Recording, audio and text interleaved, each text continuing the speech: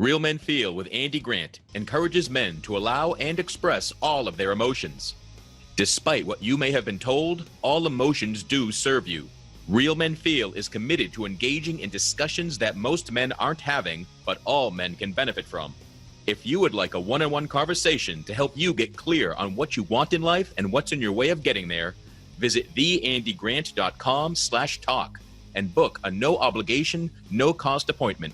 All links mentioned in each episode are in the show notes found on the blog at realmenfeel.org. Now let's get to it.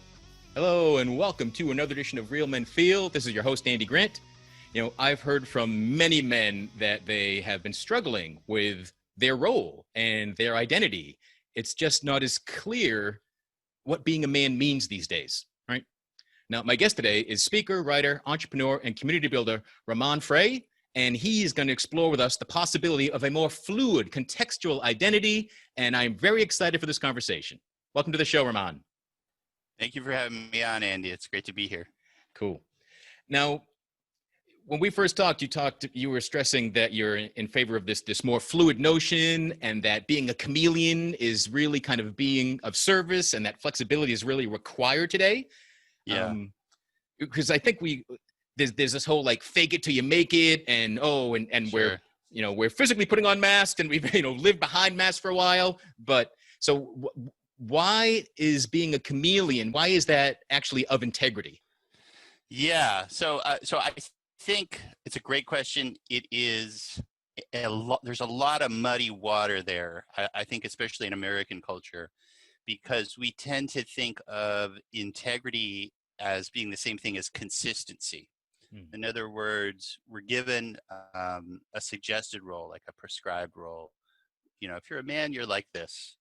And then we maybe customize a little bit. And then if we're in integrity, we show up the same way all the time, everywhere, no matter what. And that means that that we're a good man and that we have integrity. And I think this comes out of a bunch of different sort of strains of thought, many of which most of us have sort of absorbed, even if we've never studied it or looked into it. One of it is one source is Descartes. One source, I was almost a scholar of religious studies, so I would have had to teach a bunch of different world religions. So some of it comes out of the Abrahamic faith, that this sense of being consistent is being in integrity and is being a good person.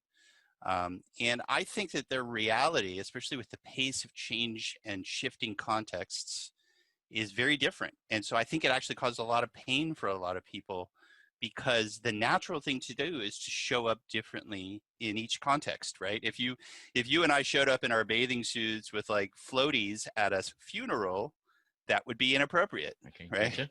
And if we showed up at the beach dressed all in black for a funeral, that would be inappropriate. So I think it's actually really appropriate to have sort of North Stars, clarity of your own ethics. And there's no right or wrong answer there. But you have clarity of your own ethics, and you use those as guiding principles as you allow yourself to show up in different ways in different contexts. Part of that could be business. I once asked one of the most successful entrepreneurs I've ever known, a guy who likes his anonymity, so I won't say his name here. And his batting average in business was 1,000. He had never failed. And many of the companies that he had started had actually gone all the way to IPO. They're publicly traded companies. And I said to him at one point, because I've started a lot of businesses with friends, I said, what's the most common mistake you see people making in business and in entrepreneurship, especially in the technology community here? And he said, they show up the same wherever they are.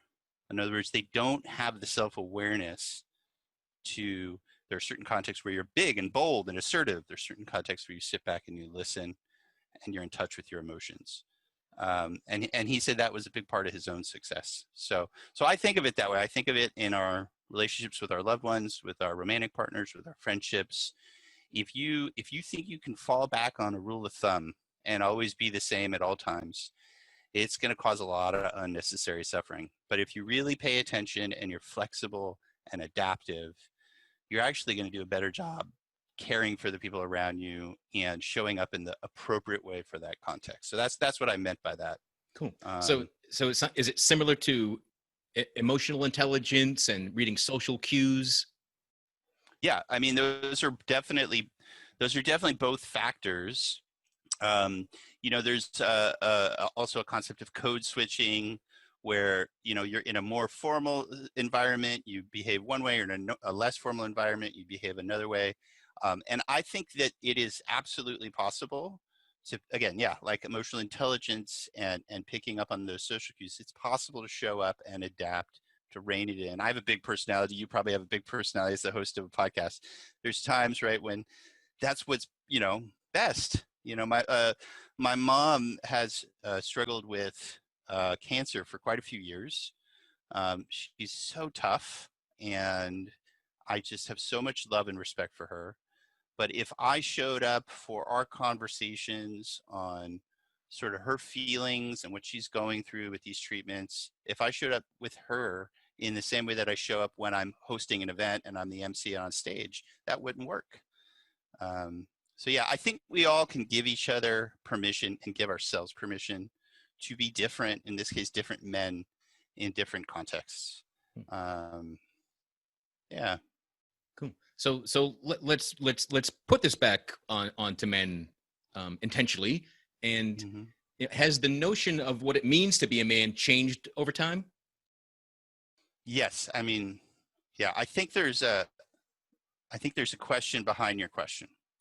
And so, in preparing for this conversation, I actually wanted to flesh out my own ideas and explore it. And I wrote a piece on Medium called "Welcome Home, Action Hero."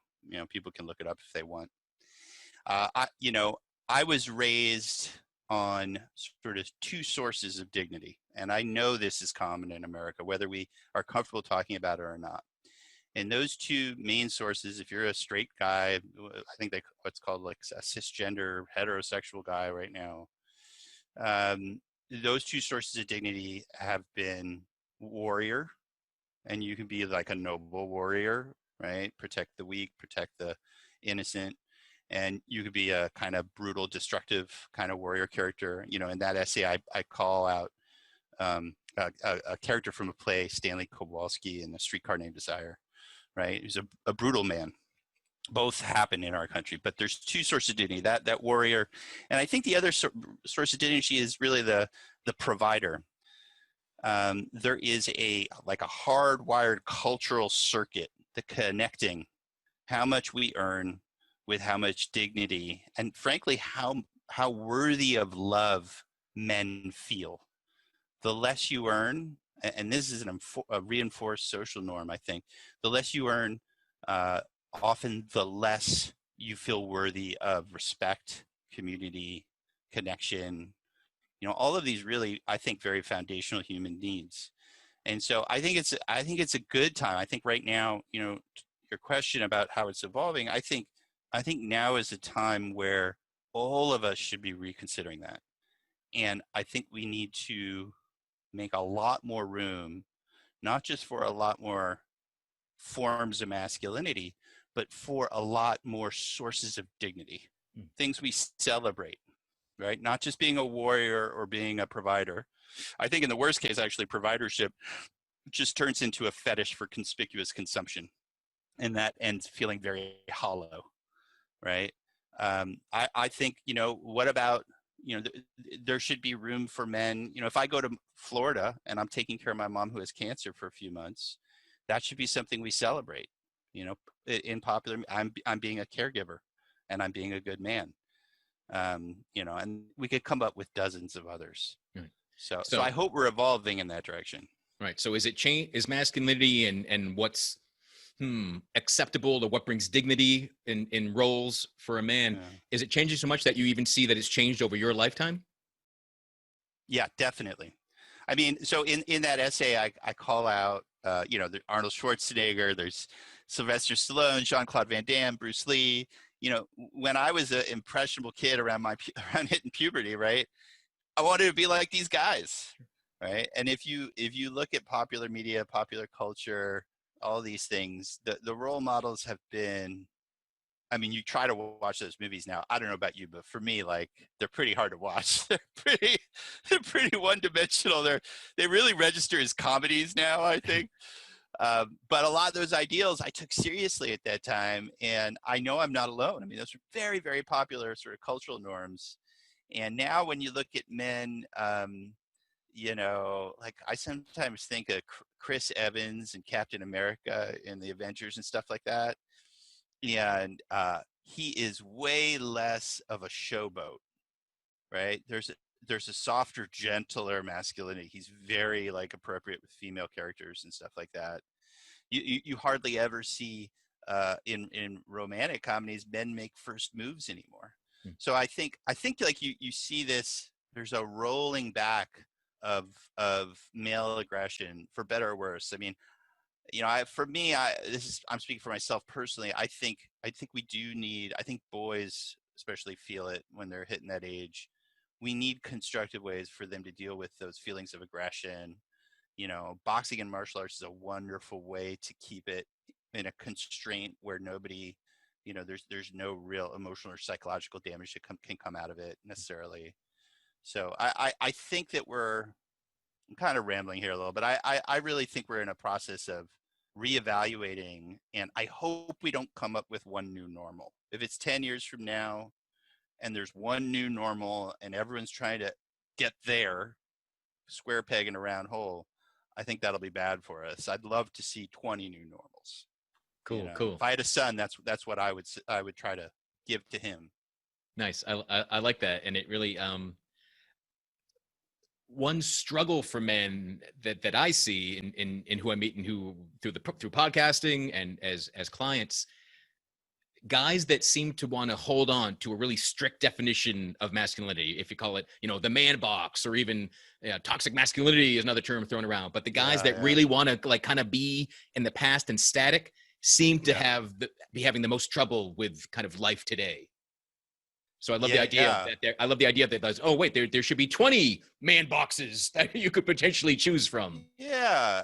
And my hope for future, we seem to be in a moment of reckoning around race and gender and sexuality and these things. And I think the reckoning is good and healthy and uncomfortable. When a conversation gets uncomfortable, you're getting to something that probably could use some fresh air, right? Some open conversation. So I think all that's great. I worry that what will happen, and this is being amplified by social media and stuff, is everything turns into smaller and smaller echo chambers. And it's so easy for us. If there are 20 kinds of masculinity, there could be 20 different ways of living where you never touch the other 19. You never come into contact with them. And so that's kind of one of the things I worry about in all these categories. I think we need new sort of constraints, new invitations, new possibilities for community building. This is hard in the middle of a pandemic.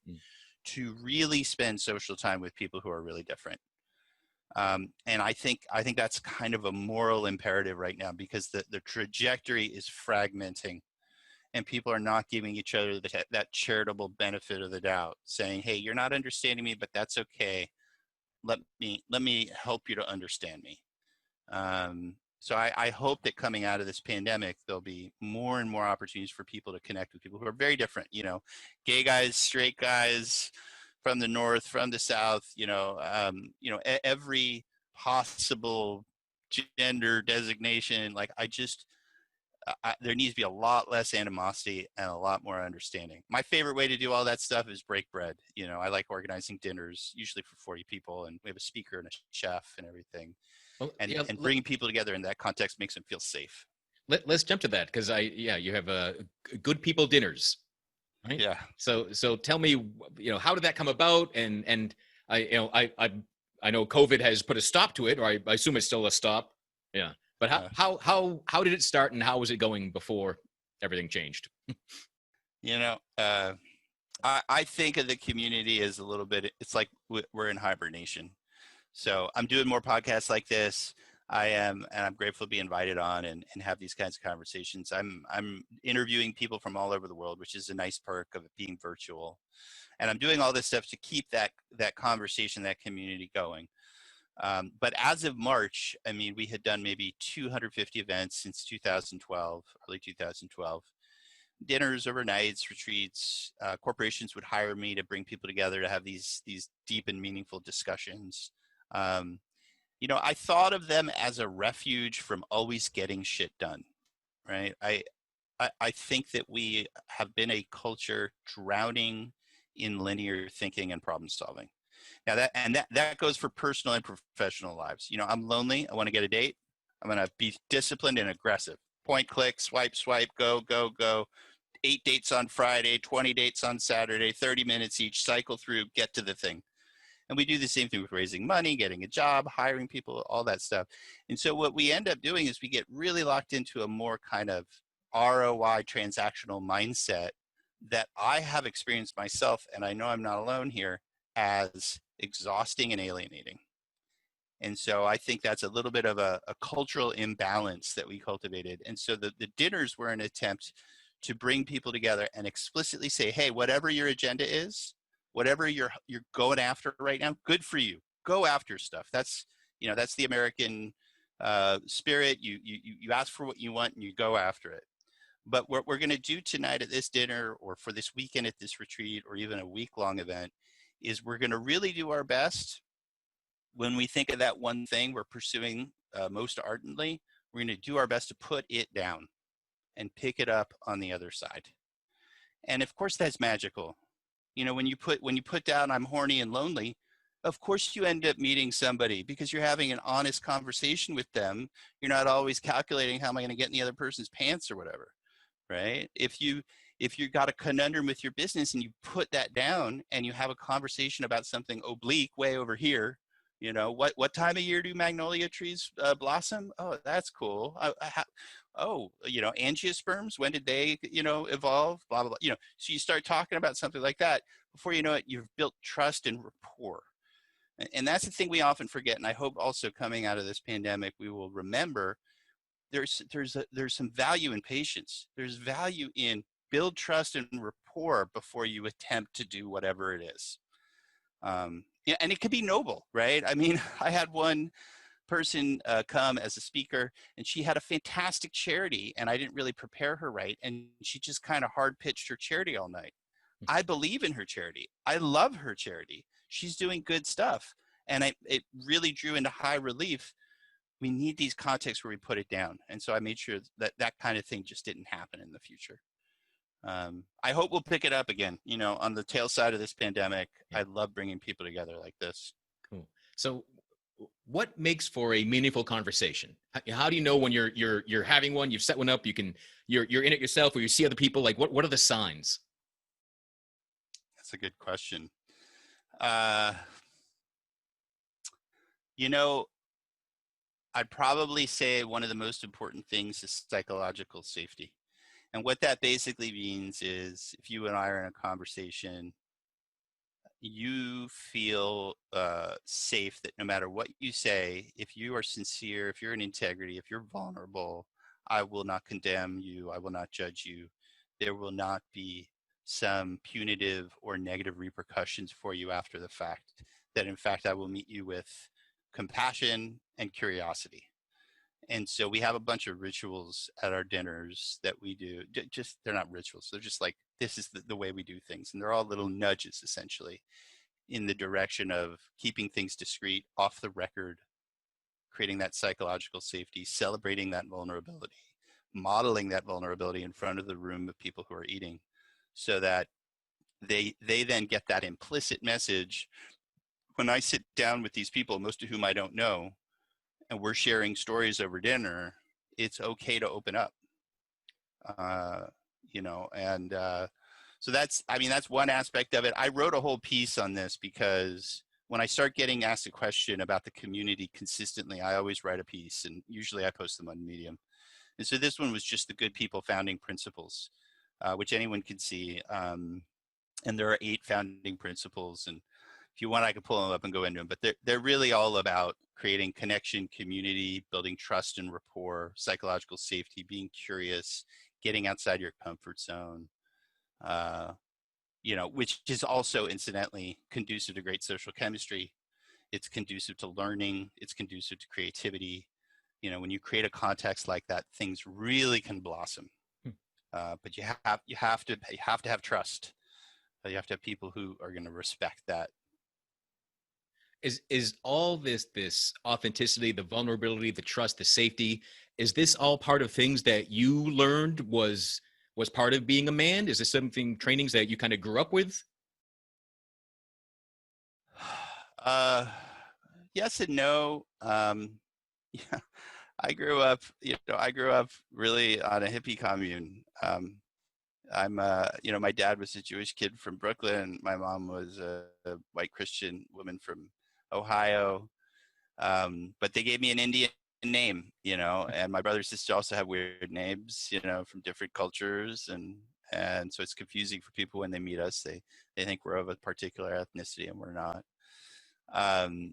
And so I learned some of these things when I was a kid. We did have banquets. Um, I was exposed to a wide range of philosophers and religious teachers. Probably if there was a category of teaching that gave me the most gifts and for which I'm the most grateful, it would be teachings within Buddhism. If I had finished my PhD, it would have been in Buddhist studies, and not as a sort of proselytizer or participant or a monastic, but as a academic teacher of it. And so some of it was there, and then a lot of it honestly was humiliating myself, failing, hurling myself into shit I didn't have a clue how to do. I don't know where I got that from, if it was my dad or, I think I have it more than my brother and sister.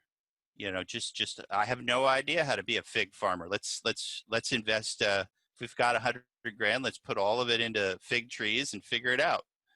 So I've done stuff like that, and I've always loved great conversations. So I've always just naturally gravitated into different creative communities that valued that, right? So like Camp Grounded is a great example. It's gone now. The founder passed away, or actually, I apologize. It has rebooted. That was a great place to have meaningful conversations. That was a place of vulnerability. It was a part of digital detox. You had no watches, no phones, no clocks anywhere. It was a total like detox from all of essentially the modern world on a campground, and it was super fun. Renaissance Weekend's another community like that. If you want to look it up, when I get to Renaissance Weekend, I get so intellectually overstimulated. I always make amazing new friends, people from all walks of life. It's a real celebration of the value of civil discourse in the United States. And there's a bunch of others. I've probably dropped into 15 or 20 communities and taken notes and learned about how I wanted to build community. And I think now, we're pretty good at it. So was growing up in your parents, hippie community of different intakes and your willingness and curiosity to throw yourselves into new things, is this how you realize that the being a chameleon is serves you and might actually be fun? Yeah, that's a really good point. I kind of got goosebumps right there. When I was pretty young, I started traveling around the world a lot, and I realized I had a facility for languages. I could pick up languages real quick. So I studied Mandarin Chinese, I studied French, German, Spanish, Tibetan, and I really enjoyed getting away from anyone like me and trying everything the locals were doing if they would allow me to, trying all the local food, building my vocabulary through conversation. Um, and it was a thrill. It enlarged my life. It's something I would hope for anyone to have a taste of. I think there's new technology where basically with this thing next to you, you can speak all languages now, which is just like nuts to me. Amazing. And so, on a hopeful front, that experience I had, say, between age 15 and 25, uh, that could be available to anyone now. You can go out in the world if you just get outside your comfort zone, eat what they're eating, impose. Oh, that's another good one. So, and this is very gendered, unfortunately. We American men we bumble our way into shit all over the world. right? Graham Greene wrote about that in The Quiet American, right? It's not always good. We can cause a lot of damage, but we are kind of oblivious about imposing on people. And when I look back again with 2020 hindsight, I'm so glad I did. I always gave everything I could. If they needed my manual labor to help with something, I would do it. Um, and there's very few cultures or people who do that. And I think we should more, right? The ideal is not to keep that ledger, but is to give without any expectation of return. And then when you're traveling and you're vulnerable and you're by yourself, just ask, where can I sleep? Where should I go to eat? What's good around here? Is there music? Right? What's this ritual going on? Oh, I have to take off my shoes. Oh, keep my head down. Don't put the book on the floor. You got to keep it up on the thing. Okay, I get it. Right? We should all be doing that in an ideal world, I think. Hmm. So, and again, this sounds like your own experience has taught you the importance of being present with the moment, being integrity with that moment, and being free flowing, and not so tied to your identity that you come in as the know-it-all American and telling people how they should be doing things. Steamroll everybody. Yeah. You'll miss all the magic if you do that, actually. Yeah. The whole world will just look like an unruly child that is disobeying you. It's a double-edged sword. You really do need to be really present. There's a concept in sort of Chinese philosophical Taoism, Wu Wei, and it has to do with the way these much celebrated sages behave. And they behave in a way that we as Americans might think of as profoundly lazy and evasive. I think this cultural ideal in Chinese culture would be very not welcome in America. We would think they were freeloaders and refusing to do anything. But the virtue of Wu Wei is spontaneously present and acting in accordance with the Tao, whatever's happening. Someone's being murdered, act in accordance with the Tao. There's a delicious feast, just flow with that. There's an opportunity to avoid work. You don't feel like working? Fine, no big deal. It's a time to be super industrious because it's what's appropriate to that moment. Do that. So, it's beyond just surrender to the moment. It's actually sort of a selfless, spontaneous action. So it can be a little bit of a extreme philosophy. I don't think I'd want to live entirely that way. I like having some grounding, some connections. But if there was a place where everybody lived like that, I mean, like would everything get done or nothing get done? Yeah, would industry hit everybody or not? Yeah. I don't know. There are scholars out there of Taoism who would probably be able to clarify that for us a whole lot. They'd probably correct me right here a little bit. I'm a little rusty. Yeah, but I like being able to go with the flow. I like, the French have an idea too. It's called the flaneur, right? The quintessential phrase is not all who wander are lost. And the flaneur is somebody who conscientiously abandons an objective. So it would be the equivalent of me walking out the front gate of my yard here with no idea if I'm going to go left or right, how far I'll walk, what I might do along the way. I think most of us actually experience that as relief when we temporarily put the agenda down and we're just like, oh, what's that over there? Oh, there's blackberries. Let's pick some of those. Oh, these ones are sour. Ooh, Oh, look, a brewery. That sounds very not childish in a bad way, but childlike. That naivety, just go where the wind takes me and discover the day. And yeah. And we don't have to do it all the time. But it's nice, I think, again, your show is a little bit about, what does it mean to be a man? I think men can fall into rigidity, right? There's a lot of cultural baggage we inherit around rigidity. And it is so unburdening to be silly and foolish, right? I sometimes say, like, the fool learns fastest. The more foolish you are willing to appear in front of others, the more likely you're going to have insights, and you're gonna be able to kind of operate in more savvy ways. I don't think we value that enough. There's an obsession also, and this is across the board for men and women, I think, with perfectionism. And if you have a lot of shame and perfectionism in your life, you are absolutely guaranteed stifling yourself creatively. Yeah. But if you are foolish and sloppy, sometimes, not always, right? If you're designing a rocket ship that's got to go to Mars, don't be foolish and sloppy. But you know what? If you're finger painting with your kid, yeah. I do think we're moving in a good direction. I see more and more dads, more and more involved with kids. It's less and less stigmatized to express emotion. The foolishness and silliness are allowed. So yeah, I do think that part, we're unburdening ourselves from that kind of rigid dignity. Is some of the longing or appreciation for rigidity, finding comfort in rigidity, do you think that's a male thing, or is that true with any role or identity? It's a good question. Yes. Both. Yeah, I know.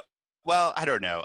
All fixed roles and identities, saying, it's good to always illustrate through something absurd. I'm a vanilla ice cream eater, right? And then you and I are hanging out one day, and I get the maple pecan, and you look at me like, who the hell are you? What are you doing? You're a vanilla ice cream man, right? So, but we do that to each other constantly. Those rigid, it boils down to, can I feel safe around you by accurately predicting your behaviors most of the time? Because if you start acting spontaneously and like some wu-wei crazy man, maybe you'll do shit you've never done before, and then I feel unsafe. And I think that is, an issue for a lot of people across cultures, men and women, that they want some the fixedness, the concretizing of identity. People, I think, mistakenly believe is a form of enduring safety. And and now I'm sounding like a Buddhist, but from the Buddhist perspective, the beginning of pain and ignorance is the assertion that I am. And after I am, you can add any adjective you want. It's still a path to hurt. So, it's this gentle redirecting of our energy towards what feels right here, and sometimes that means setting a long-term objective and being determined, gentle, and consistent in pursuing it. It doesn't preclude that, but it also doesn't mean that you're going to be, shitting diamonds every morning, which, I saw that with my father. I see that with men in their 70s now. They're at the end of a life where they have done everything they were supposed to. Providership, the house is perfect, the lawn's perfect, et cetera, et cetera, et cetera. And they're pretty lonely, and they're wondering why I did what I was supposed to. I adhered to the male norm. Why does this suck? I'm lonely. Yeah. And, when I've had those candid conversations with, my dad's passed now, but with men that age, there's regret, which is, I think, healthy, and a realization that, I should have let friends come over and drink the last beer and not gotten bent out of shape about it. I should have let the house be a little more messy. Yeah. I should have made more spontaneous decisions. Maybe I didn't need to save so much money. We could have done some weird adventure more often instead of waiting till my retirement. Time and time again, in my own experience and talking with other men and just other humans. Yeah. A life of doing what you're supposed to is a life empty, right? It's unfulfilled. Yeah. You haven't given yourself that curiosity to bumble into things, right? Yeah. And, and I've experienced too, I long history of dealing with depression and suicidal thoughts and suicide attempts. And I thought I was depression. I thought I was suicide, right? Gosh, and there was even comfort in that rigidity, right? That even there's comfort in being uncomfortable if that's what you're used to. And it was That's scary right. for me We to seek like, the familiar. yeah. I was like, who, Yeah. if I'm really never suicidal again, who the hell would I be? Like that terrified me. Right. So It's identity crisis. yeah, right. And it's what we're talking about, but when I talk about things on stage, there's a secret to happiness I share, and it's like skipping.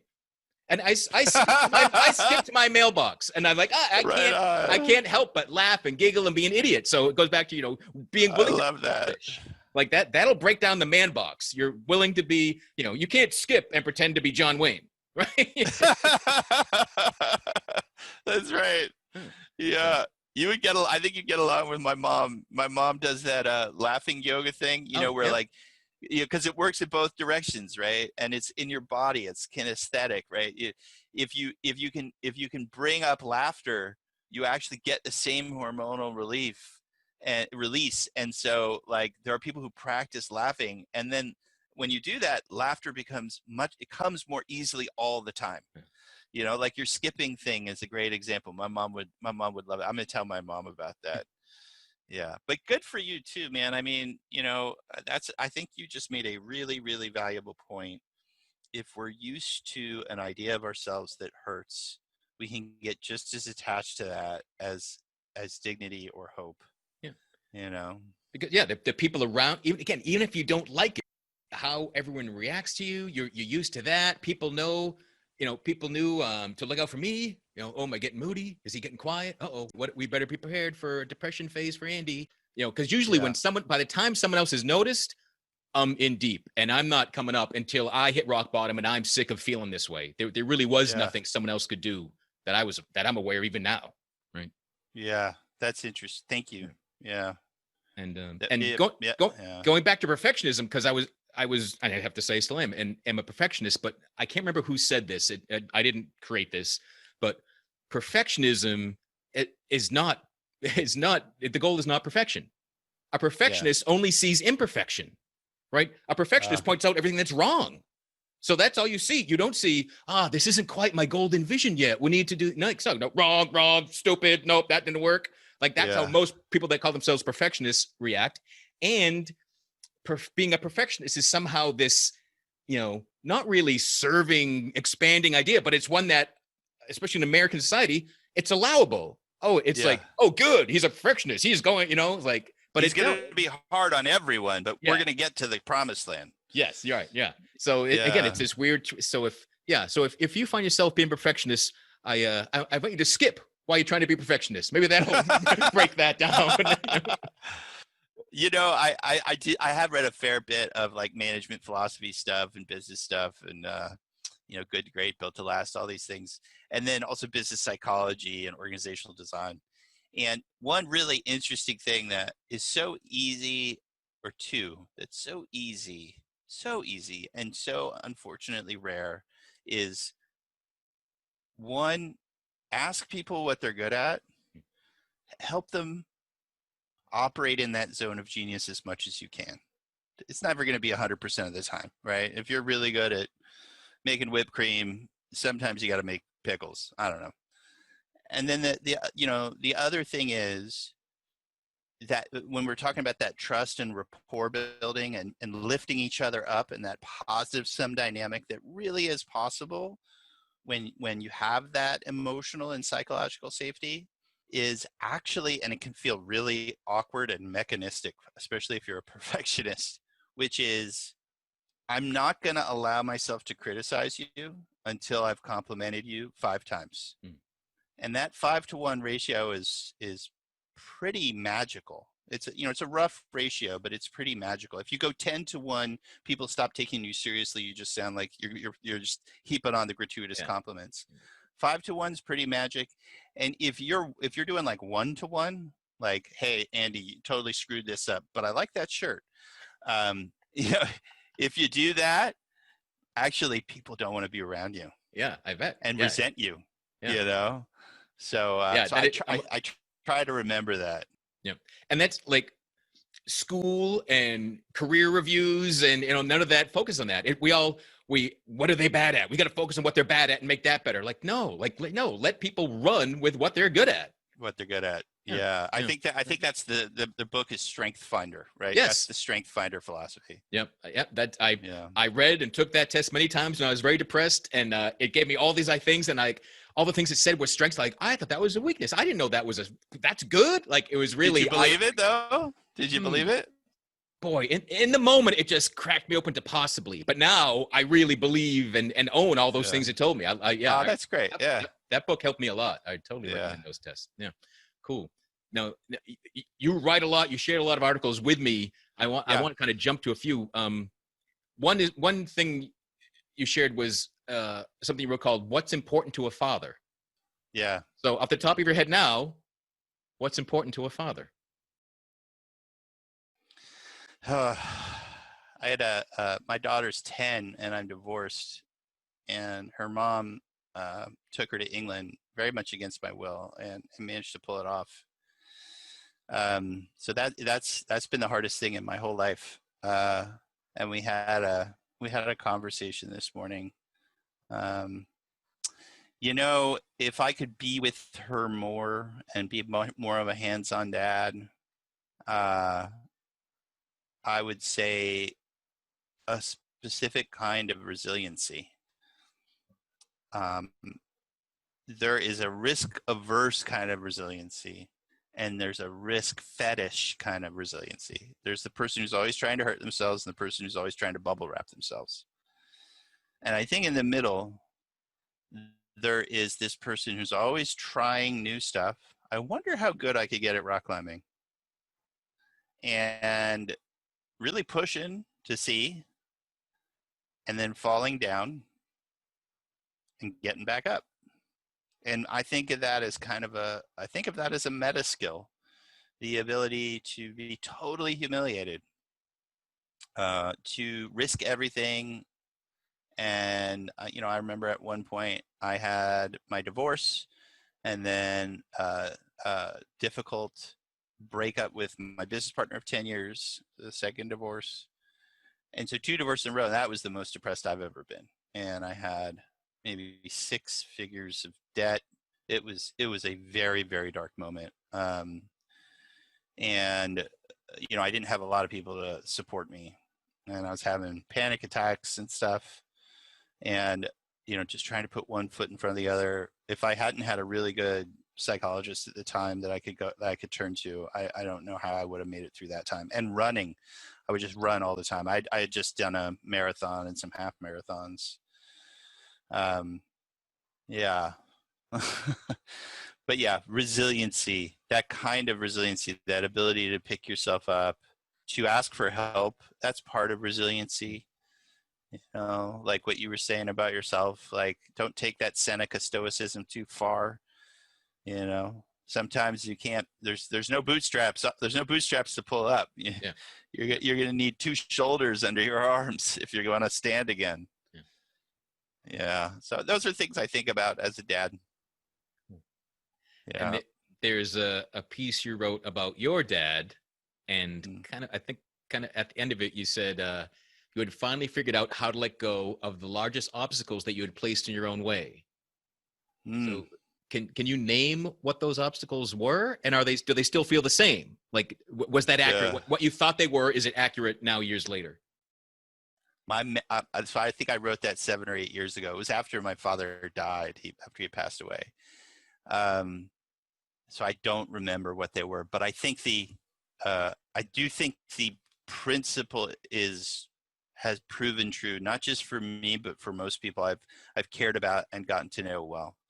And that principle is, and this is very good news for us human beings, most of the hindrances and obstacles, most of the barriers to you manifesting your own potential are actually self-imposed.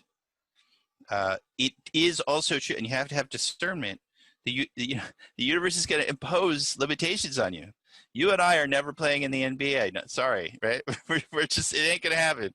I won't speak for you, but I'm also probably not going to be, working on the first colony on Mars. So those are externally imposed. But most of the hindrances are are sort of in the way we talk to ourselves. I have a friend, I've been on his podcast too, Grant Parr, who's a sports psychologist and also a big fan of meditation. And he and I have talked a lot about fear. I talked about fear on his podcast with him. And he's also been through a lot of suffering, frankly, physical pain. And he talks about it in his book. So I'm not betraying a confidence here. He was a quarterback, a football quarterback, and now he's a coach and a sports psychologist. And so he also talks about the importance of the ways we speak to ourselves. And he and I also are fans of meditation as a way to calm things down enough to actually hear those voices and to gently, not forcefully, it's not combat, change that inner dialogue, shift it slowly to where you are operating more at that edge of what you're capable of without, chopping yourself off at the knees, without handicapping yourself in whatever you're trying to do. And speaking as a parent, that's something I would also hope for my daughter, is that she learns how to do that, that she becomes aware of how she speaks to herself, and that she gently, with kindness towards herself, shifts those internal dialogues in the direction of being able to explore the limits of her capabilities. Cool. Yeah, whenever someone asks me, what's coaching? What does it even mean? And I'm like, I help people get out of their own way. And because people might be shocked, but like the good news is that you're the one in your way, and it's good news because the only person we can change is ourselves. If you're really the victim of all these people conspiring against you, you're just screwed. But when it's you, you can do something. So I think that. And maybe I'm wrong. Maybe you will play in the NBA. Shit, I don't know. Yeah, don't hold me down. I don't know. I don't know how tall you are. I don't know how much you can jump. You might have a great outside shot. Who knows? I'm just going to make the NBA stand for something else that I can do. How about that? Right on. Cool. And again, with the inner dialogue, the I found that the loud, the voice that puts me down, the judgmental voice it's that negative ego. And when I quiet that, I've been meditating for 15 years maybe. Anyway, nice. Again, resisted it, thought it was horrible, not possible. Finally did it. It worked. So, if this is your first time of daring it, brushing your teeth, brush your mind. Yep. Yeah. Just let it flow, clean it out. But when you quiet that part of the mind, there is this softer voice that's subtle. And that is what, your intuition, your higher self, your angels, whatever term you want to use to it. But we all have this inner wisdom that's trying to help us. But the louder, more obvious voice is just that, you suck, you can't do anything. It's all that echo chamber. But we all have that too. And, we're capable of putting that aside. You can have that guy rest for a bit. Right? Yeah, take a break, buddy. Yeah. It's okay. Yeah. I had one meditation teacher who talked about it as, and actually I think he might have even gotten it from Suzuki Roshi, who, Zen Mind Beginner Spine. He talked about it. You can always invite your demons, keep the front and back door open, but be a shitty host, right? Yeah. Invite them for tea, but be a shitty host, because the problem is like that voice, that self-flagellating voice is not going to go away if you push it away. Right. That actually ends up feeding it. But if you're like, I'm fine, man, you can be here as much as you want. I'm going to focus my attention over here though. Okay. Chill in the living room for the next 20 days if you need to. Yep. Yeah. A big part that helped me is realizing I could choose to focus my thoughts and attention on something else. Yeah.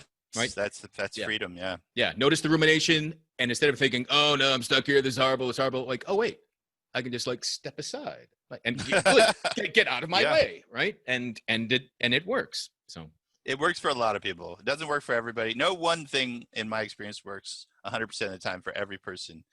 But I always celebrate one of my friends who's having a hard time, starts experimenting and trying stuff.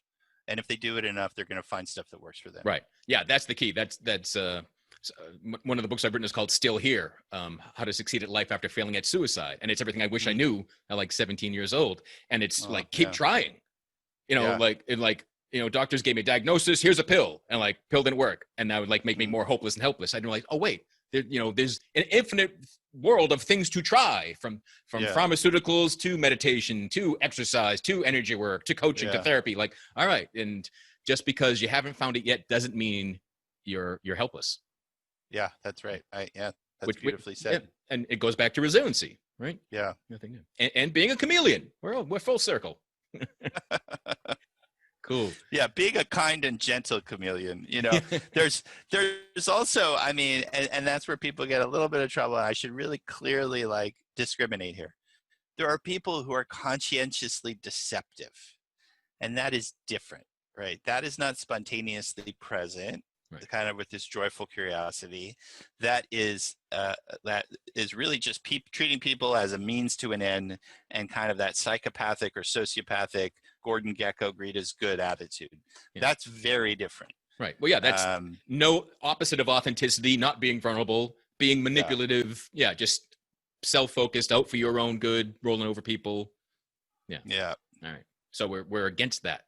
That Yes, is not the advice of this program. I wanted to clarify what the difference there. Good to make it up. So, is there one thing top of mind that you wish more men knew? Kindness doesn't make you weak. I wish it wasn't even necessary to say that anymore, but I do think it is. I think a lot of us still need to hear it, even if it's only a reminder that we actually derive a lot of strength from reciprocal respect and support, and that comes through kindness. There's no dignity in cruelty, but that does get kind of, in a confused way, kind of mixed up often in male identity. Yeah, because I think in the past there may be short-term wins or seen as wins for that behavior. That's right. Yeah, I think that's part of it. Well, actually, I'll be a little more cynical than you. I do think, and I'm working on a book manuscript right now, that we've set up our societies, especially economically, to reward exploitative and extractive behaviors. We remunerate them. We won't, without getting into like whether or not people who win at the red and tooth and claw capitalism are more or less happy. We definitely compensate well people who are ruthless. And I have definitely had some sense of despair watching people rocket to success when they were callous and cruel and were just doing whatever they could get away with without going to prison. And I think we need to have a hard look in the mirror as a culture and think, and this is eminently imaginable and doable. What would incentive architectures, nudges, and rewards and penalties everywhere look like if our most celebrated human beings were compassionate, altruistic, truly humble? When imagine we celebrated, this guy got to $2 or $3 million and he was like, I got enough. But we don't read about those guys. They're out there. Yeah. We read about the guys who are like pathologically deranged and $1 billion isn't enough. I think we should look upon people like Jeff Bezos or Mark Ellison as having severe mental illness around hoarding. And we can set up incentives that would elevate to leadership positions, to culturally celebrated positions, men, in this, for our show's purposes, men who gain a feeling of self-worth and dignity from elevating everyone around them, from raising the floor on need and making, there's no excuse for poverty to even exist, certainly not in this country anymore. And those are, I'd love to see incentives experimented with that elevated men like that. It's happened in the past and it could happen again. It has not been the case in our lifetimes. We've gone more and more in the direction of greed is good. Yeah, no, it'd be great for that to be the norm. And again, it's the notion of, Real Men Feel came out of like, what if We celebrated men. We called that, oh, that's the real man that's willing to sit over there crying. That's the bravest guy I've seen today. And that's the kind of the notion behind my creation of the show. And since I've kind of fallen into that, it really, it's about authenticity, meaning real too. Yeah. It's not the old box version of real man kind of a thing. But Raman, your love and skill of civil discourse and meaningful conversations is obvious and enjoyable. What's the best way for people to track you down for more information, to connect with you? You could just go to my name.com, ramanfrey.com, and I try to drive everything there. So we have a Patreon page to support the business while it's in hibernation. I'd be grateful for anybody who wants to support us that way.